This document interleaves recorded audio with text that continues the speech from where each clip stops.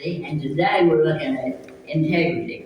Who knows, who can tell us what integrity is? Somebody tell us what is integrity? That's a word. What does it mean? I think we have to get the meaning of it first before we know what we're talking about. Okay, the dictionary said the quality of being honest, of having strong moral principles, moral uprightness. But look at our, if you'll look at our point for the day, be the same Christ-centered person at all times. To me, it means, of course, you're supposed to be Christ-centered, but being the same no matter where you are. It's kind of, I thought, well, it's kind of like character, but it is a part of character. In that, if you're at the ball game, how do we act? If you're at church, or at home with your kids, or on the highway, are we the same? Do we act the same? Are we the same person? Or do we act differently? If you're with your friends, do we act differently than we act at church? So this is kind of what we're going to be studying about today. No matter where we are or who we're with, we're supposed to be the same person, are we? We're not supposed to. No airs, no put on, no acting like I'm better than I really am. With it just the same person, okay? Any comments on that? I do want us to say that point for our lesson. If you've got your book, let's say that together. Be the same Christ-centered person at all times. Be the same. Be who you are. That's kind of like I said, kind of like the character thing too. And the next thing we're going to talk about is Simon Peter.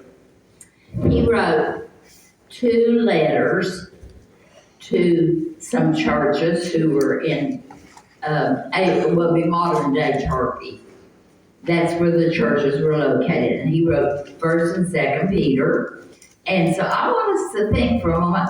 I thought, well, now what all do we know about Peter to start with? And so we have to go all the way back to Matthew, Mark, Luke, and John, don't we, to start to find out about Peter. So what are some of the things that we know about him? He was, I don't want to say impetuous, but he was bold in a good way sometimes, and sometimes he did things before he thought about them, right? Yes, he's very impulsive, wasn't he? Yeah, impulsive. Very impulsive and bold, like you said. Sometimes he can be a little rash, maybe, even. And we know, some of us know, some people who are like that. What was Peter doing when he was called to be a disciple? Was he a fisherman? He was a fisherman, yes. He was a fisherman. He was one of the original disciples, wasn't he? Yeah. He actually became kind of like a spokesman for the group of disciples. So, I mean, there's a lot. And then what else can you remember about him? Who walked on water? Jesus. Peter. It was Jesus. Peter who had the faith to crawl out of that boat and walk on the water, wasn't it? Pardon? I said it was Jesus, and then I said Jesus saved him. Jesus saved him. That's exactly like he did each of us. We were out in the waters of sin, and Jesus saved each one of us, weren't we? He was a spokesman for the group, and he was part of the inner circle. Peter, James, and John, part of the inner circle for Jesus. And Jesus changed his name from Simon to Peter, if you remember too. Now, what did he do when Jesus was on trial? What did he do? He cut off the ear of the guard. Yeah, he denied him. Yes, he denied Jesus 3 times. And Jesus had to forgive him and restore him. Yeah, he sat around the fire. he sat around that fire warming his hands, just as if he didn't even know Jesus. He was living a lie.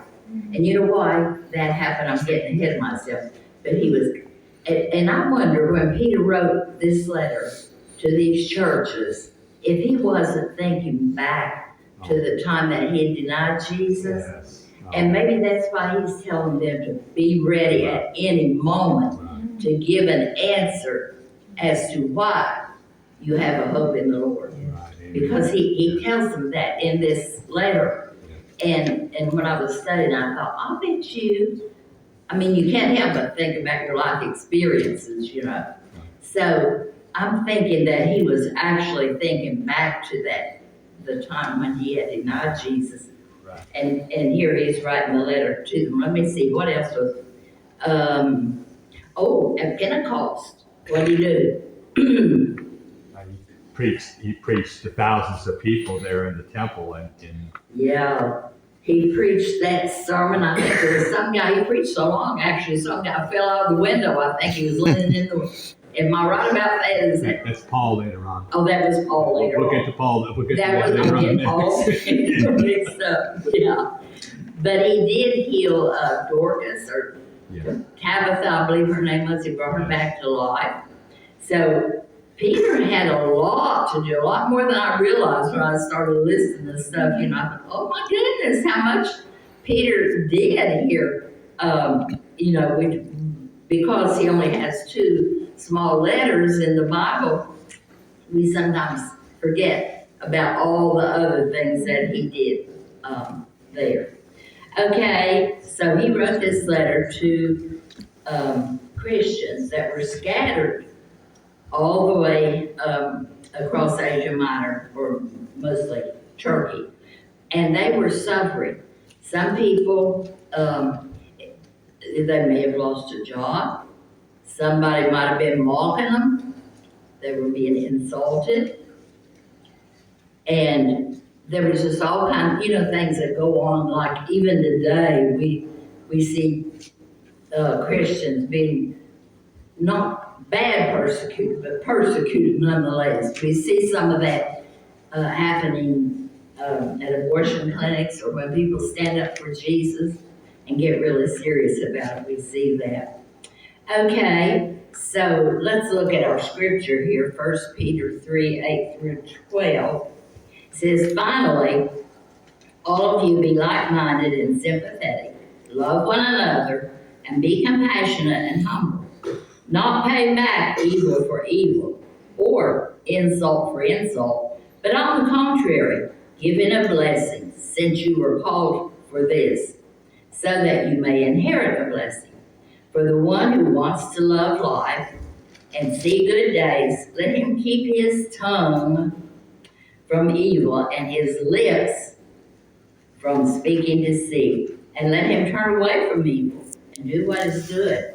Let him seek peace and pursue it, because the eyes of the Lord are on the righteous, and his ears are open to their prayer.